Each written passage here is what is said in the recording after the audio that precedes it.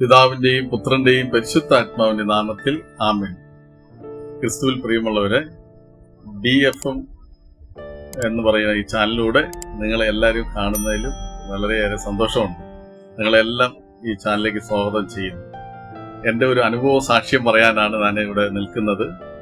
എൻ്റെ ജീവിതത്തിൽ ആദ്യമായി ഡിവൈൻ ധ്യാനകേന്ദ്രത്തിലേക്ക് ഒരു 20 വർഷത്തിന് മുമ്പിലാണ് ഞാൻ ഈ ഡിവൈൻ ധ്യാനകേന്ദ്രത്തിൽ കടന്നു വരുന്നത്. ഈ ഡിവൈൻ ധ്യാനകേന്ദ്രത്തിൽ കടന്നു വരുമ്പം ധ്യാനം കൂടാനും അല്ലെ ധ്യാനത്തിൽ പങ്കെടുത്ത് രക്ഷപ്പെടണം ഇങ്ങനെ ഒരു ചിന്തയിലല്ല ഞാൻ കടന്നു വന്നത്. ഞാനിവിടെ വരുമ്പം ഒരു 70,000 രൂപ കടബാധ്യതയുണ്ട്. ഒരു സാധാരണ തയ്യക്കാരനാണ് ഞാൻ. അപ്പൊ ആ 70,000 രൂപ കടബാധ്യത കുറച്ച് വലിയ പ്രശ്നമായിട്ട് തോന്നിയതുകൊണ്ട് ഒരാഴ്ചക്ക് സ്വസ്ഥമായിട്ട് ഇവിടെ ഒളിച്ചിരിക്കാന്നോർത്ത് വന്ന ഒരു വ്യക്തിയാണെന്ന്. അപ്പൊ വീട്ടിലൊക്കെ ധ്യാനത്തിന് പോവാന്ന് പറഞ്ഞപ്പോൾ അവർക്കൊക്കെ സന്തോഷമായിരുന്നു. വന്ന് ഇവിടെ ധ്യാനം കൂടിക്കഴിഞ്ഞപ്പോഴാണ് മനസ്സിലായത് നമ്മുടെ ജീവിതത്തിൽ ഒരുപാട് കാര്യങ്ങൾ മാറ്റാനുണ്ട്. നമ്മൾ പരിശുദ്ധാത്മാവിനെ ലഭിച്ചു കഴിഞ്ഞാൽ മാത്രമേ രക്ഷ പ്രാപിക്കുള്ളൂ എന്നുള്ള ചിന്ത എന്റെ ജീവിതത്തിലേക്ക് അന്ന് കടന്നു വന്നു. ഞാൻ ചെറുപ്പം തൊട്ട് പള്ളിയിൽ പോകുന്ന ആളാണ്. ഇരുന്നാലും ഈ ഡിവൈനിൽ വന്ന ധ്യാനം കൂടിയപ്പോഴാണ് യേശു ക്രിസ്തുവാണ് ദൈവം എന്നുള്ളത് ഞാൻ വ്യക്തമായിട്ട് മനസ്സിലാക്കിയത്. അതിനു മുമ്പ് വരെ എന്റെ അപ്പനും അമ്മയും ക്രിസ്ത്യനാണ്, ഞാനൊരു ക്രിസ്ത്യനാണ് എന്നുള്ള ചിന്താഗതി എനിക്ക് ഉണ്ടായിരുന്നുള്ളൂ. ഞാൻ ഈ ഡിവൈനിൽ ധ്യാനം കൂടിക്കഴിഞ്ഞപ്പോഴാണ് മനസ്സിലായി യേശു ക്രിസ്തുവാണ് സത്യദൈവം, ആ ദൈവമാണ് എന്നെ രക്ഷിക്കാൻ പറ്റുള്ളൂ എന്നുള്ള ബോധ്യം എനിക്ക് കിട്ടി. യേശുവിൽ വിശ്വസിക്കുക, നീയും നിന്റെ കുടുംബവും രക്ഷപ്രാപിക്കും. അപ്പോസ്തല പ്രവൃത്തി 16-ാം അധ്യായം 31 ആ വചനം. ഈ വചനം അന്ന് എന്നെ തൊട്ടു. ഞാനപ്പോ മനസ്സിലാക്കി, നമ്മൾ ഈ യേശുവിൽ ശക്തമായി വിശ്വസിച്ചു കഴിഞ്ഞാൽ നമ്മുടെ കുടുംബം രക്ഷപ്പെടും. അതുവരെ നാം മദ്യപാനത്തിന്റെ അടിമയായിരുന്നു. വീട്ടിൽ ഒരു സമാധാനവും ഇല്ല. എന്റെ ഭാര്യ ഒരു കൂലിപ്പണിക്ക് പോകും, ആ പൈസ പോലും മേടിച്ച മദ്യം കഴിച്ചിട്ടുണ്ടെന്ന് പറഞ്ഞാൽ നിങ്ങൾക്ക് പിന്നെ പറയേണ്ട ആവശ്യമില്ലല്ലോ. അത്രമാത്രം കൊച്ചു മക്കളുണ്ടെന്ന് പറഞ്ഞാലും അവർക്ക് കൊടുക്കേണ്ട സ്നേഹം ഞാൻ കൊടുത്തിട്ടില്ല. എന്റെ ജീവിതം ഒരു കാട്ടാളനെ പോലെ ഒരു ജീവിതമായിരുന്നു. അങ്ങനെ ജീവിച്ചിരുന്ന വ്യക്തി വീട്ടിലേക്ക് മടങ്ങിപ്പോയി കഴിഞ്ഞപ്പോൾ ഒരു നല്ലൊരു മനുഷ്യനായി മാറി. വീട്ടിൽ ചെന്ന് പ്രാർത്ഥിക്കാൻ തുടങ്ങി. ഈ പ്രാർത്ഥനയിൽ വന്നപ്പോൾ അറിയണേ, നമ്മുടെ ഉള്ളില് നമുക്ക് പോലും അറിയാണ്ട് ഈ തിന്മയുടെ ശക്തികൾ നമ്മൾ സ്വാധീനം ചെയ്തു വെച്ചിട്ടുണ്ട്. നമ്മൾ പണി ചെയ്യും, എല്ലാവരോടും സംസാരിക്കും, എല്ലാ കാര്യങ്ങളും നമ്മൾ ചെയ്യും. ഇരുന്നാലും നമ്മുടെ ഉള്ളിൽ തിന്മയുടെ സാന്നിധ്യം ഉണ്ടെന്നുള്ളത് എനിക്ക് മനസ്സിലാക്കാൻ പറ്റി. എങ്ങനെയാന്ന് വെച്ച് കഴിഞ്ഞാൽ, ഞാൻ വീട്ടിൽ പോയി പ്രാർത്ഥിക്കാൻ തുടങ്ങി. 1 മണിക്കൂറൊക്കെ മുട്ടുകുത്തി പ്രാർത്ഥിച്ചിട്ട് അന്ന് രാത്രി കിടന്നു കഴിഞ്ഞാൽ ഉറക്കം വരില്ല എന്ന് പറഞ്ഞു കഴിഞ്ഞാൽ, പണ്ട് ചെറുതായിട്ട് എനിക്ക് അങ്ങനെ തോന്നും. ആരാണ്ടോ നമ്മൾ അമർത്തിയതുപോലെ കൈ പൊക്കണം എന്നോർത്ത കൈ പൊക്കാൻ പറ്റില്ല, സംസാരിക്കുന്നോർത്ത സംസാരിക്കാൻ പറ്റില്ല. അത് എനിക്ക് ഒത്തിരി മണിക്കൂറുകൾ വരാൻ തുടങ്ങി. അതുപോലത്തെ അവസ്ഥ രാത്രി എണിച്ചു കുരിശൊക്കെ പറഞ്ഞ് ഇങ്ങനെ ഇരിക്കും, പേടിച്ചു പോയിരിക്കും. ഇങ്ങനെ 1 ദിവസം 2 ദിവസം 3 ദിവസം ഇങ്ങനെ പോയി. ഒരു ദിവസം വ്യാഴാഴ്ച ഇതേ അവസ്ഥ, രാത്രി മൊത്തം ഞാൻ ഉറങ്ങിയില്ല. അന്ന് പിറ്റേ ദിവസം ഞാൻ അമ്മയുടെ അടുത്ത് എന്റെ ഭാര്യയോട് പറഞ്ഞു, ഞാനിന്ന് ഉപവസിക്കാൻ പോവാ. എന്ന് പറഞ്ഞാൽ ഇവിടെ വചനത്തിൽ കേട്ടിട്ടുണ്ട് ചില പിശാച് പോണെങ്കിൽ ഉപവാസവും പ്രാർത്ഥനയും വേണമെന്നുള്ളത്. അപ്പോൾ ഞാൻ വീട്ടിൽ പറഞ്ഞ് ഉപവസിക്കാം. എന്റെ അമ്മയ്ക്കും എന്റെ ഭാര്യയ്ക്കും ഭയങ്കര സന്തോഷം. ഞാൻ അന്ന് കടയിൽ ചെന്ന് യേശുവേ സ്വതന്ത്രം, യേശുവേ നന്ദിയുടെ മനസ്സിൽ സ്തുതിച്ചുകൊണ്ടിരുന്നു വൈകുന്നേരം വരെ. വീട്ടിൽ വന്നു ഒരു മൊന്തയിൽ വെള്ളം എടുത്ത് ഞാൻ പ്രാർത്ഥിച്ചു. ഇത് യേശുവിന്റെ രക്തമായി മാറണമെന്ന് പ്രാർത്ഥിച്ചു. കുറച്ച് ആനവെള്ളം അതിലൊഴിച്ചു. ഈ വെള്ളം വീട് മൊത്തം തെളിച്ചു, ചുറ്റിലും തെളിച്ചു. ഞാൻ അന്ന് ഭക്ഷണം കഴിച്ചിട്ട് കിടന്നുറങ്ങി, സ്വസ്ഥമായിട്ട് കിടന്നുറങ്ങി. അപ്പൊ എനിക്ക് മനസ്സിലായി ഉപവാസത്തിന്റെ ശക്തി എനിക്ക്. പിന്നെ എല്ലാ വെള്ളിയാഴ്ചയും ഉപവസിക്കും.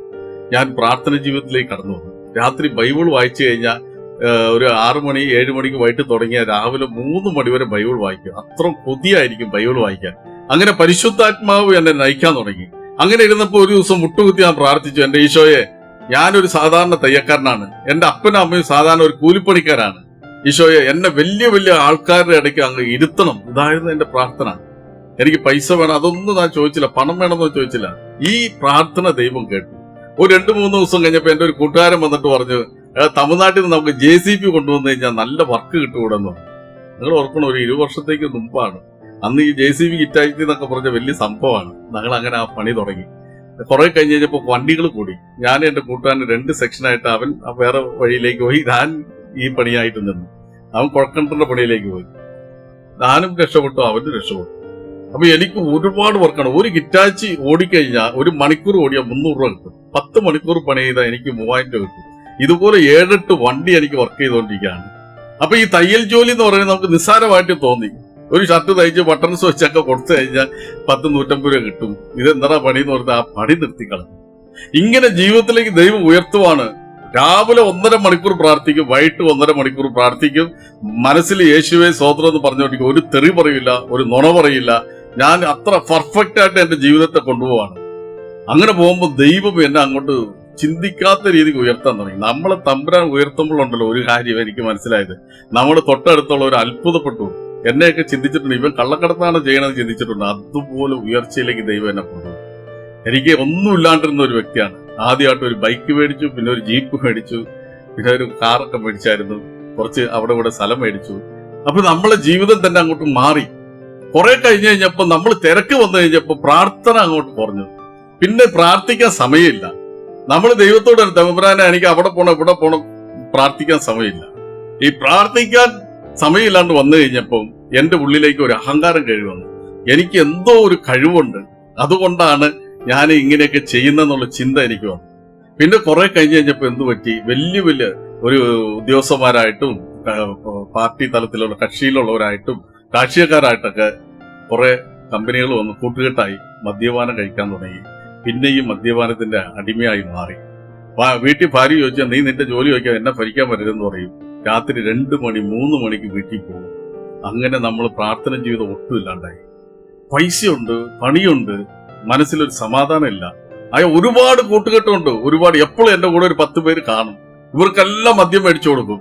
ഇവരെല്ലാം എന്റെ ചങ്കാണ്. വൈകുന്നേരം ആയിക്കഴിഞ്ഞാൽ ഞാൻ വരാൻ താമസിച്ചു കഴിഞ്ഞാൽ ഒരു വിളി വരും, എടാ എന്താ ഇത്ര താമസിക്കുന്നത്, നേരത്തെ ഇത് എന്നോടുള്ള സ്നേഹം കൊണ്ടല്ല. ഞാൻ വന്നോടനെ 2 MH ഫുൾ മേടിക്കും, ഞങ്ങൾ ഇരുന്നടിക്കും. ഇതിന് വേണ്ടിയിട്ട് വിളിക്കുന്ന കൂട്ടുകെട്ടായിരുന്നു. അത് അന്ന് മനസ്സിലായില്ല. ഞാൻ എന്റെ കുടുംബത്തെക്കാട്ടിലും കൂടുതൽ ഈ കൂട്ടുകാർക്കാണ് വലിയ സ്ഥാനം കൊടുത്തതും അവർക്ക് വേണ്ടിയാണ് ഞാൻ ചെലവ് ചെയ്ത് എന്റെ സമയം കൊടുത്തത് പോലും. എന്റെ മക്കൾക്കും ഭാര്യയ്ക്ക് പോലും അത്ര സമയം കൊടുത്തില്ല. തിരിച്ചറിവൊക്കെ മാറിപ്പോയി. നമ്മൾ അങ്ങനെ ജീവിച്ചുകൊണ്ടിരുന്ന സമയത്ത് ദൈവം നമ്മളെ തൊട്ടിട്ടുണ്ടെങ്കിൽ, ദൈവം നമ്മൾ വിളിച്ചിട്ടുണ്ടെങ്കിൽ ഉറപ്പായിട്ട് ദൈവം നമ്മളെ ഒരിക്കലും കൈപ്പെടില്ല. എങ്ങനെയെങ്കിലും നമ്മളെ മാനസാന്തരപ്പെടുത്തിയേ പറ്റുള്ളൂ ദൈവത്തിന്. അതിന് ആരെങ്കിലും ഒരാളെ ദൈവം നമുക്ക് പറഞ്ഞു വിടും. അങ്ങനെ എന്റെ ജീവിതത്തിലേക്ക് ഒരു വ്യക്തിയെ ദൈവം പറഞ്ഞു വിട്ടു എന്നെ രക്ഷിക്കാൻ. നിങ്ങൾ കേട്ട അത്ഭുതപ്പെടും. കേരളത്തിലെ ഏറ്റവും മെയിൻ ആളെയാണ് എന്നെ രക്ഷിക്കാൻ ദൈവം പറഞ്ഞു വിട്ട്. അതാരാന്ന് കേട്ടാൽ നിങ്ങൾ തന്നെ നെട്ടിപ്പോവും. നമ്മുടെ പഴയ മുഖ്യമന്ത്രി ബഹുമാനപ്പെട്ട VS അച്യുതാനന്ദയാണ് എന്നെ രക്ഷിക്കാൻ ദൈവം. VS അന്ന് വന്നില്ലെങ്കിൽ ഞാൻ ചിലപ്പോൾ മണ്ണിന്റെ അടി കള്ളുകുടിച്ച് മണ്ണിന്റെ അടി പോയേനെ സത്യത്തിൽ. അപ്പൊ അങ്ങനെ VS അച്യുതാനന്ദൻ മൂന്നാറൊക്കെ വന്നു കണ്ടു. അത് കഴിഞ്ഞപ്പോൾ മൂന്നാറിൽ പൊളിക്കൽ തുടങ്ങി. എന്ന് പറഞ്ഞു കഴിഞ്ഞാൽ ഈ അനധികൃതമായി പണിത റിസോർട്ടുകളും എല്ലാം പൊളിക്കാൻ ഒരു ദൗത്യസേന അവിടെ റെഡിയാക്കി. സുരേഷ് കുമാർ എന്ന് പറഞ്ഞൊരു സാറ് ഫ്രണ്ടിൽ പോകും, പുറകിൽ ഹിറ്റാച്ചിയൊക്കെ പോകും. അതിൽ എന്റെ വണ്ടിയും ഉണ്ടായിരുന്നു. ഇങ്ങനെ പോയി വലിയ വലിയ ബിൽഡിംഗ് ഒക്കെ പൊളിച്ചു കളയുക. അപ്പൊ ഈ ഹിറ്റാച്ചി പണി എല്ലാം നിന്നുപോയി, എല്ലാം പേടിച്ചു പോയി. നമുക്ക് ഏറ്റവും കൂടുതൽ വർക്ക് ഉണ്ടായിരുന്നത് ഈ റിസോർട്ട് മേഖലയിലുള്ള വർക്കായിരുന്നു. ഇതെല്ലാം നിന്നുപോയി. ഒരു 2-3 വർഷത്തേക്ക് പണിയില്ല, തയ്യൽ ജോലിയില്ല, ഈ പണിയില്ല, ചെലവിന് ഒരു കുറവുമില്ല. അപ്പൊ എന്റെ കൂട്ടുകാരൊക്കെ തന്നെ കമ്പനി കൊണ്ടവരൊക്കെ ഒരുത്തൻ നമ്മളെ പൊക്കിവിടെ കുറെ പേര് കാണുമല്ലോ, അതിലൊരുത്തൻ പറഞ്ഞ വാക്കാട്ടോ, ആന മെലിഞ്ഞു കഴിഞ്ഞാൽ തൊഴുത്തി കെട്ടാൻ പറ്റുമെന്ന്. അതിന്റെ അർത്ഥം എന്താണെന്നറിയാമോ? നമ്മൾ ബിസിനസ് ഒക്കെ കുറഞ്ഞു, രാഷ്ട്രീയം അതിന് വേണ്ടിയിട്ട് ചെലവ് കുറയ്ക്കില്ല എന്നാണ് അവൻ പറഞ്ഞു പറഞ്ഞ അർത്ഥം. അപ്പൊ നമ്മൾ കടം മേടിച്ച് അങ്ങോട്ട് ചെലവ് ചെയ്യും, കടം മേടിച്ച് അങ്ങോട്ട് ജീവിതം അങ്ങോട്ട് കൊണ്ടുപോകാം. ലാസ്റ്റ് കടവും പ്രശ്നവും എല്ലാം അങ്ങോട്ട് വന്നു കഴിഞ്ഞപ്പോൾ ഈ ആഡംബരമായിട്ട് ജീവിച്ച ഒരു വ്യക്തി അത് ഇല്ലാണ്ട് പോയി കഴിഞ്ഞാൽ അവൻ അവസാനം എത്തിപ്പെടുന്നത് ആത്മഹത്യയുടെ വക്കിലാണ്. എന്റെ ജീവിതത്തിൽ ആത്മഹത്യയുടെ വക്കിലേക്ക് എത്തി. ഇനി നമുക്ക് ജീവിക്കാൻ പറ്റില്ല എന്നുള്ള ചിന്ത എന്നിലേക്ക് വന്നു. ഒരു ശവപ്പെട്ടിക്കകത്ത് എന്നെ കിടത്തിരിക്കുന്ന പോലെ കാണും. എന്നാണോ ഈ ശവപ്പെട്ടിക്കകത്ത് കിടക്കുന്നത് അന്നാണ് എനിക്ക് സമാധാനം എന്നുള്ള ചിന്ത എന്റെ മനസ്സിലേക്ക് സാത്താൻ കൊണ്ടുവന്ന ആ നുണച്ചിന്ത.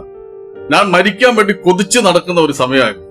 ഞാൻ റോട്ടിൽ കൂടെ നടന്നു പോകുമ്പോൾ ഒരു 4 പേര് എനിക്ക് പരിചയമുള്ളവർ സംസാരിച്ച എന്റെ മനസ്സിൽ തോന്നുന്നു അവർ എന്നെ കുറിച്ചാണ് സംസാരിക്കുന്നത്. അവർ വേറെ എന്തെങ്കിലും ആയിരിക്കും പറയണത്, എന്നെ കുറിച്ചാണ് സംസാരിക്കുന്നത്. ആ നെഗറ്റീവ് തോട്ട്സ് എന്നിലേക്ക് വരാൻ തുടങ്ങി. അത് കഴിഞ്ഞപ്പോൾ ഞാൻ മരിക്കാൻ വേണ്ടി ഒരു ദിവസം വീട്ടിൽ നിന്ന് ഇറങ്ങി ഫുള്ളായിട്ട് മദ്യം കഴിച്ചു. അങ്ങനെ എങ്ങനെ മരിക്കണം എന്നൊരു ഐഡിയ കിട്ടാണ്ട് നിൽക്കുമ്പോഴാണ് എനിക്ക് പരിചയമുള്ള ഒരു സാറ് അതിലെ വരുവാണ്. വന്നു കഴിഞ്ഞാൽ പുള്ളി എന്നെ കണ്ട് വണ്ടി നിർത്തി എന്നോട് സംസാരിച്ചു കഴിഞ്ഞപ്പോ എന്താ രാഷ്ട്രീയം എടുക്കുന്നത്? ഞാൻ പറഞ്ഞു പൊട്ടിക്കറിഞ്ഞു. ഞാൻ പറഞ്ഞു ഇങ്ങനെ ആത്മഹത്യ ചെയ്യാൻ പോകുന്നു.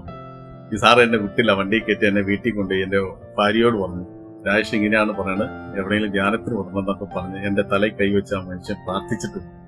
അപ്പൊ എനിക്ക് വേണ്ടി ഇങ്ങനെ പ്രാർത്ഥിച്ചിട്ട് അത് കഴിഞ്ഞ് വീട്ടിൽ കരച്ചിലും ബഹളമായി, എന്നെ പുറത്തിറക്കിയില്ല. അങ്ങനെ പിന്നെയും ഡിവൈൻ ധ്യാന കേന്ദ്രത്തിലേക്ക് വന്നു. ഡിവൈനിൽ വന്നു കഴിഞ്ഞപ്പോൾ മനസ്സ് തളർന്നിരിക്കുക. ഇനി നമ്മൾ ഒരിക്കലും രക്ഷപ്പെടില്ല. ഉള്ള ബിസിനസ് പോയി, ജോലിയെല്ലാം പോയി, ഇന്ന് ഒന്നുമില്ല. അങ്ങനത്തെ ഒരു അവസ്ഥയിൽ ഞാൻ ഇവിടെ നിന്ന് ധ്യാനിച്ചുകൊണ്ടിരിക്കുന്ന സമയത്താണ് പണിക്കലച്ചൻ വന്നിട്ട് ധൂർത്തപുത്രന്റെ ഉപമ എടുത്ത് പ്രസംഗം പറഞ്ഞത്. ആ ധൂർത്തപുത്രനെ കുറിച്ച് പറഞ്ഞു കഴിഞ്ഞപ്പോൾ ഞാൻ സറണ്ടറായി. എന്റെ ഈശോയെ, ആ ധൂർത്തപുത്രൻ ഞാനാണ്. നീ തന്നത് എല്ലാം നഷ്ടപ്പെടുത്തിയിട്ട് ഇപ്പൊ ഒന്നുമില്ലാണ്ട് വട്ടപൂജ്യമായിട്ട് ഞാനിത് നിന്റെ മുമ്പിൽ വന്നിരിക്കുന്നു.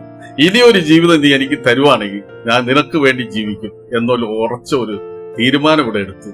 നല്ല കുമ്പസാരം നടത്തി. അത് കഴിഞ്ഞപ്പോഴുണ്ടല്ലോ ഒരു കാട്ടുപോത്തിനുള്ള ബലം എനിക്ക് കിട്ടി. ഇവിടെ ഇരുന്ന് തളർന്നു കുത്തി വന്ന ഞാന് ഈ ധ്യാനം കഴിഞ്ഞ് വീട്ടിലേക്ക് മടങ്ങി പോകുമ്പോൾ ഭയങ്കര ഒരു ധൈര്യമുള്ള ആളായിട്ടാണ്. ഞാൻ രക്ഷപ്പെടും, ഞാൻ വലിയ ആളാകും, ദൈവം എന്നെ ഉയർത്തും, ഈ ചിന്തയിലാണ് ഞാൻ പോകുന്നത്. പോയി ആ പാന്റ് ഷർട്ടൊക്കെ എടുത്തിട്ട് നല്ല നീറ്റായിട്ട് ഇൻ ചെയ്തു നമ്മൾ അടുത്ത് എന്ത് ചെയ്യാം എന്നുള്ള രീതിയിൽ ടൗണിൽ വന്ന് നോക്കിയപ്പോഴാണ് തയ്യൽ ജോലി തുടങ്ങാം എന്ന് തീരുമാനിച്ചു. അങ്ങനെ ഞാൻ ആ പഴയ അതേ ടൗണിൽ, പണ്ട് എനിക്ക് ഉണ്ടായിരുന്ന തയ്യക്കട ഉണ്ടായിരുന്ന അതേ ടൗണില് പൂപ്പാറയില് ഞാൻ ഈ തയ്യൽ ജോലി തുടങ്ങി. അവിടെ ജോയിൽ ഹോട്ടൽ എന്ന് പറഞ്ഞൊരു ഹോട്ടൽ ഉണ്ടായിരുന്നു മാതാവിന്റെ പള്ളിയോട് ചേർന്ന്. ഈ ജോയിച്ചേട്ടൻ എന്റെ കൂട്ടുകാരനാണ്.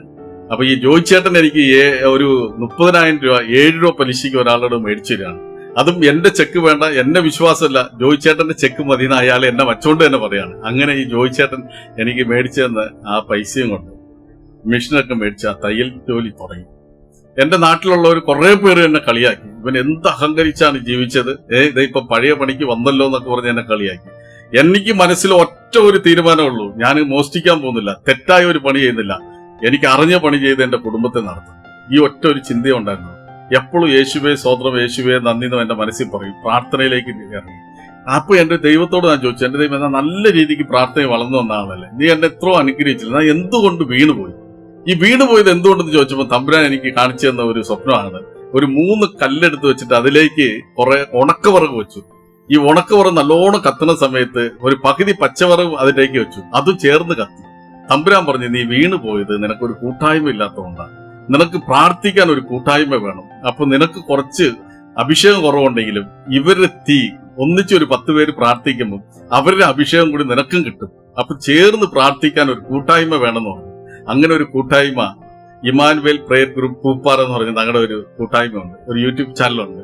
അപ്പൊ അതിലൂടെ ദൈവം ഞങ്ങളെ ഇന്ന് 14 വർഷമായി കൂട്ടായ്മ തുടങ്ങിയിട്ട് ഒരുപാട് കാര്യങ്ങൾ തമ്പുരാൻ മലയാളത്തിലും തമിഴിലും ക്ലാസ് എടുക്കാനൊക്കെ പോകുന്നുണ്ട്. ദൈവം നമ്മൾ ഉയർത്തി ഇത്രമാത്രം നിലനിർത്തി. ഒരു കാര്യം ഞാൻ നിങ്ങളോട് പറയുകയാണ്, എന്നു പറഞ്ഞു കഴിഞ്ഞാൽ സാത്താൻ തരുന്ന നുണച്ചിന്തി വീണ് ഞാൻ അന്ന് എന്തെങ്കിലും ഒരു ആത്മഹത്യ ചെയ്തായിരുന്നെങ്കിൽ എന്റെ ഭാര്യയുടെ അവസ്ഥ എന്താകും, എന്റെ മക്കളുടെ അവസ്ഥ എന്താകും?